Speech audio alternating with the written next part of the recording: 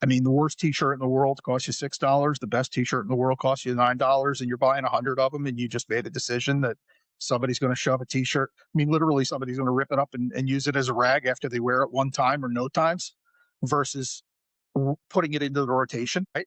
Let me ask you, how many t-shirts do you own?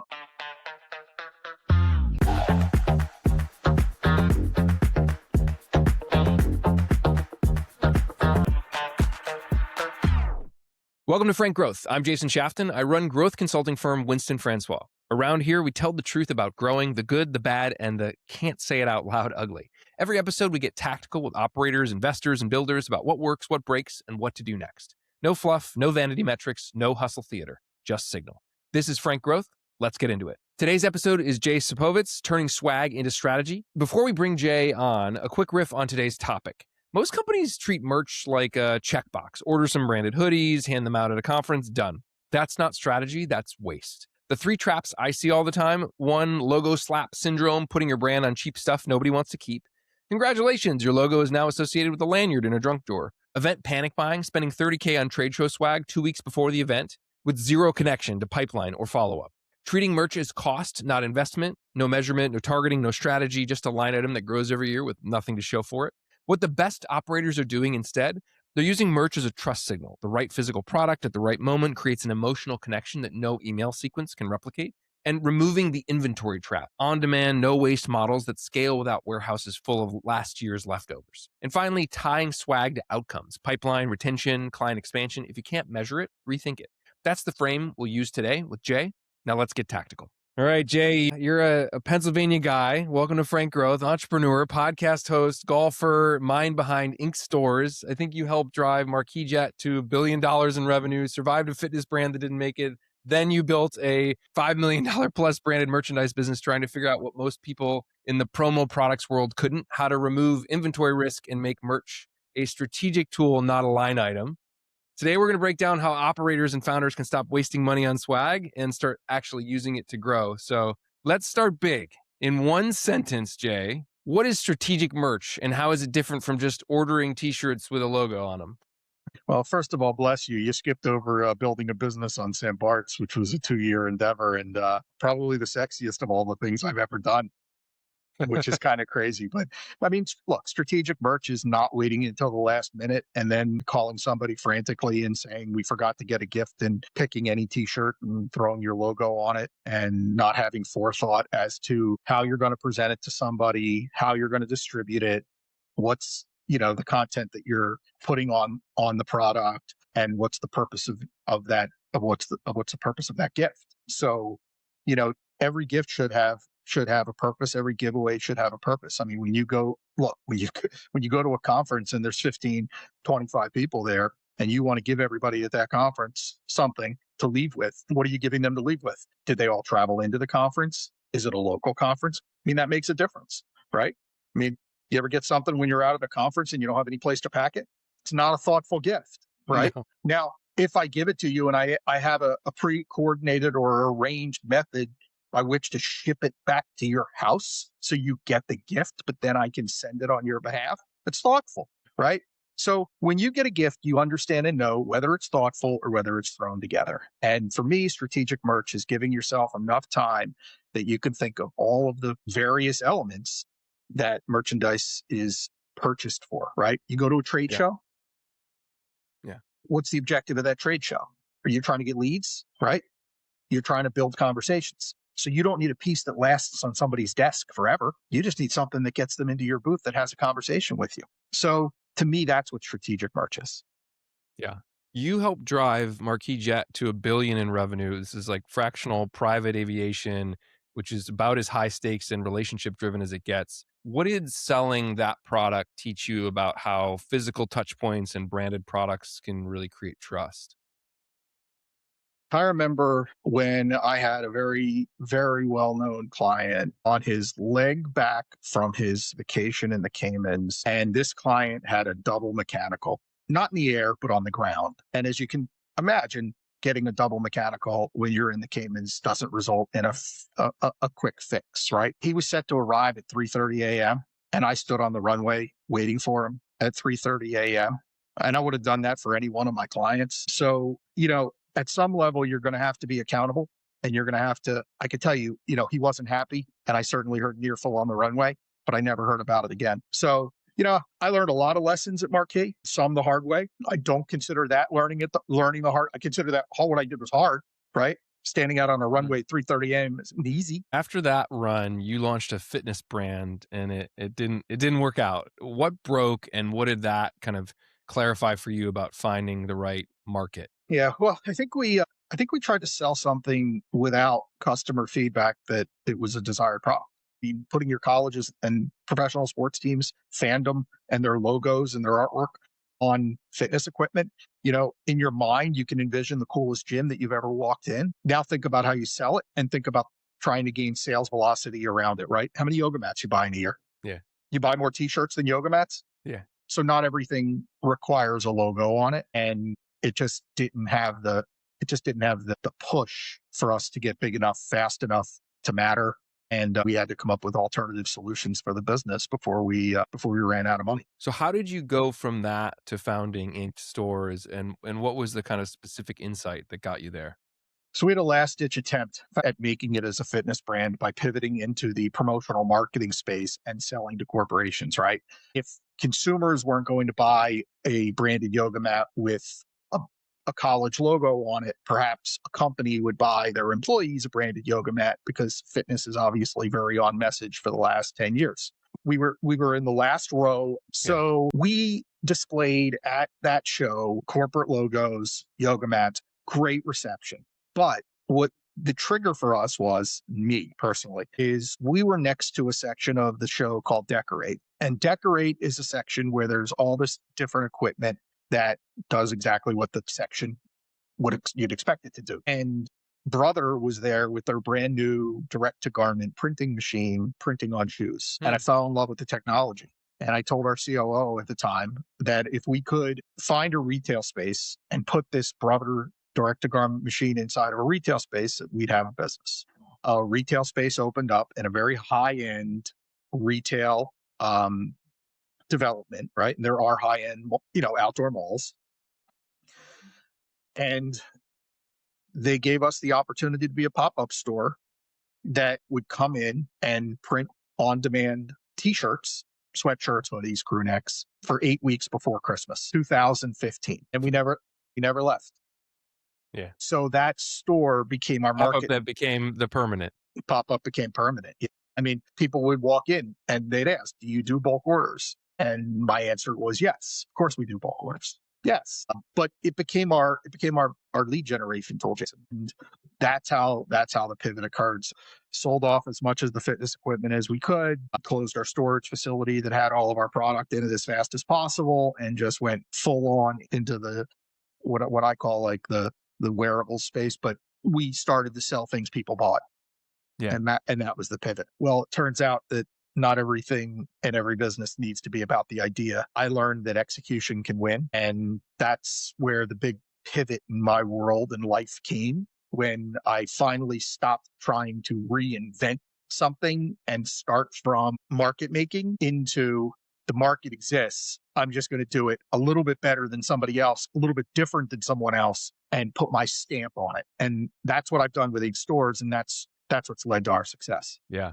You've said that bad swag is a waste of money, but the right swag builds real connections. Say more about that. How do most companies get it wrong? Is it the not planning thing, or is it something else too, and not being thoughtful? I mean, the worst t-shirt in the world costs you $6. The best t-shirt in the world costs you $9, and you're buying 100 of them, and you just made a decision that somebody's going to shove a t-shirt. I mean, literally somebody's going to rip it up and use it as a rag after they wear it one time or no times, versus putting it into the rotation, right? Let me ask you, how many t-shirts do you own? I don't know, 100.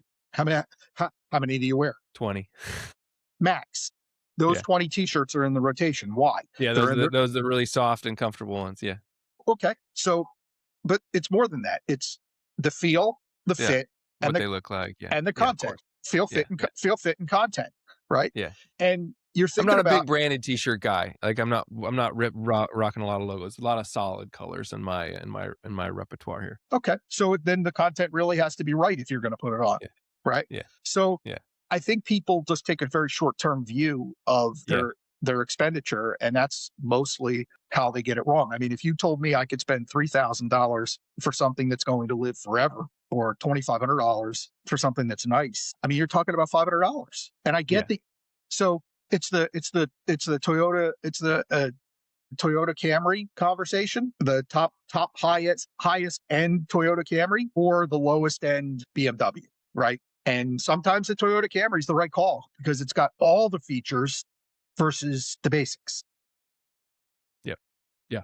All right. So let's talk about economics. You've removed inventory risk for brands like DoorDash and Crocs. Walk us through how that model actually changes the unit economics of branded merch. Yeah, well, so that's our web store product. And, our proposition is that we build, host, manage, and fulfill on-demand company merch and swag stores with no cost to build, host, manage, or for fulfillment. And while the products might be a little more expensive on a per unit basis, you're not walking into a closet and seeing a 2X or 3X or extra small or small. And you're not running out of larges because you're ordering everything on a one-to-one basis and you're maintaining 100% cash flow until something's actually ordered all the time. So it changes the economics on I think, emotional level. Our anecdotal conversations with clients is that they spend less when they put on-demand programs in than when they put bulk order programs in. And the other piece of it is, and this comes down to what we talked about earlier, usage. If I send you a gift and it's something that you style-wise don't wear, my effective cost on that piece is 100% waste, right? Yeah. Goes in your Yeah. closet, you never wear it, or goes in the trash, or you give it away. Give it away, by the way, is the best option because maybe somebody will wear it. Or I give you a gift certificate and you choose the item that you're going to buy. Now, if you choose the item or I send you the item, which way are you more likely to use that? So that's how it changes the unit economics. It can literally go from 100% cost, all expense, to a per impression basis, which is what, as a brand, you're not thinking of it, right? I'm going to buy this piece for Jason and he's going to wear it and I'm going to get, the X per impression. But that's what it is. That's what the studies in our industry work on. And that's why everybody says, I don't want a pen. You do want it. Everybody wants a pen. Everybody needs a pen. Like whether you think you do or you don't, you do because it never goes away. Yeah. When you start working with a brand, what's your discovery process to figure out what merch will actually move the needle for them versus collect dust in a closet, or you said be turned into a rag? Yeah, who their audience is, what their events are, what the purpose of each of those events are. Like we're really trying to dig in to understand why behind their merch. Yeah. ROI on merch is something most teams kind of hand wave. How do you actually measure it? What are the metrics that you look at? Which ones matter? We're going to give you ideas and concepts that are going to help your sales team and marketing team at a trade show or an event drive more leads. And that's an extremely measurable number. Yeah. We work with companies that allow us to work with them on the level of engagement that they can get inside of a trade show. Branded merch is a big piece of it. Trade shows can be super expensive and really eat the budget. What can separate, the way that folks show up and the merch there that they give out that really will drive that pipeline from all the landfill stuff we just talked about? I've done the get a thing at a trade show and on the way out, throw it in the trash can because I know it's not going to fit in my bag on the flight home. Everybody does the same thing at a trade show. They get a bag, they take the stuff, they go back to their hotel room, they dump it out, and then they begin the decision-making process as to whether they're going to keep it or they're going to throw it away, right? That's not an atypical process people follow. Let me give you an example of great swag, okay? Because the more you think, the more you engage, and the more you're open-minded. Big piece of this is being open-minded, right? You come to me and you have your ideas. Well, your ideas are limited by what you know. I just spent a month traveling around the country at the top 3 trade shows in our industry. And I mean, I've been on a floor looking at promo products for, I don't know, 15 hours over the last 30 days, not to mention all the samples that have been sent my way and the partners that walk into my office and show me the products that they have. I know product, right? So it's not always money. I'll give you an example. Super Bowl. New England has been swept up by T-shirts that say, I love Drake May. You saw them, right? Yeah. You know what I made at the Super Bowl? I made a 2-inch button that said, I love Drake May, and it had inkstores.com on the bottom of it. Tiny, right? Like you have to look and see. because people don't want to wear Yeah, advertisements. But correct. I gave out thousands amongst fans. People would see, right? If you go to, like, for example, Dave Portnoy, right? Now, he happened to be at an event, Rayos, that I was at, part of. But Dave, where'd you get the button? And he wore it during the game. He wore it during the game. So I got ink stores. You think that button was expensive? No, but there is a strategy there. There's a strategy. So, Yeah. and the strategy was all the way through the concept of not making it so the person felt like they were wearing an ink stores button and advertising my brand. Yeah. So you've scaled the business past, $5 million in top line revenue. What was the hardest operational bottleneck that you had to break through? Oh, I mean, I didn't have a director of operations through half of that. And, So we were, I'm looking at the director of operations there. oh yeah. And I'm like so bad at it too. And like we churned some of the, like if I tell you the clients that we churned, by just not, I thought we delivered, but they didn't think we delivered. And I think that, we definitely had some growing pains through it. And I, wish I could go back in time and do things a little bit differently. But one of the beautiful things we've established is we do our own work in house. So we actually screen print and embroider on site. And That's that awesome. means that if you are my client, Jason, that I can. I am. I'm a customer. I've bought shirts. Yes.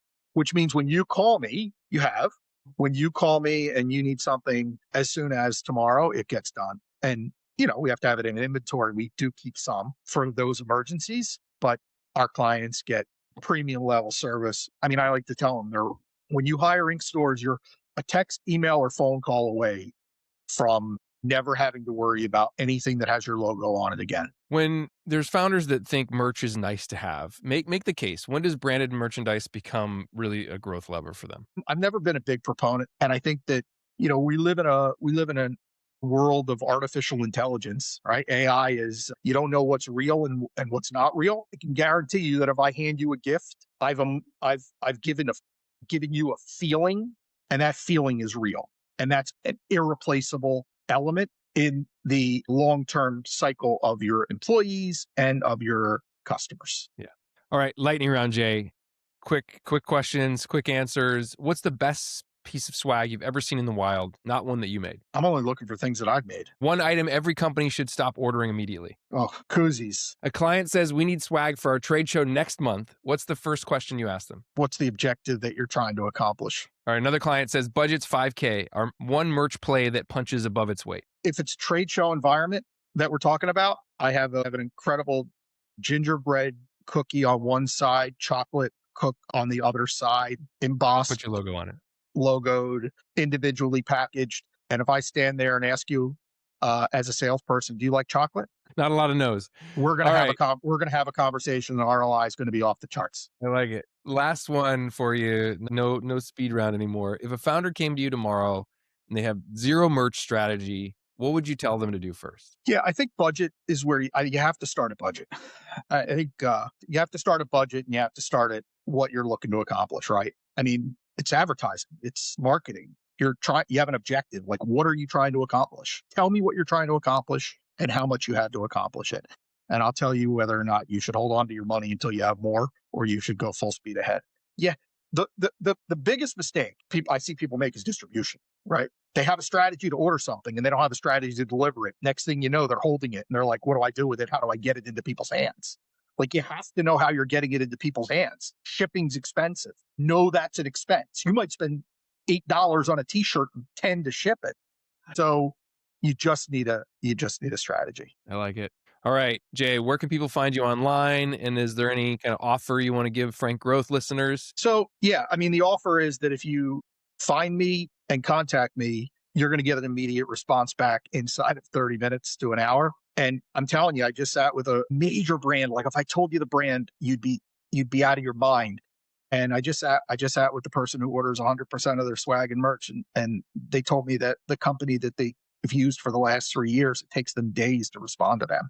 So I'm like it blows my mind. Like, I'm an instant guy. And I think you've seen some of that too, personally. Yeah. As far as finding me, I only post on LinkedIn every day. And I mean, every single day. I like to have an original thought. I write all my own content. Very simply, anyone can always email me at jay@inked stores, INKD stores Awesome. Jay, this was tactical and real, exactly what this show is about. Thanks for coming on, man. Thanks, Jason. I appreciate it. That was Jay Sapovits and a playbook for turning branded merch from an afterthought into a strategic tool.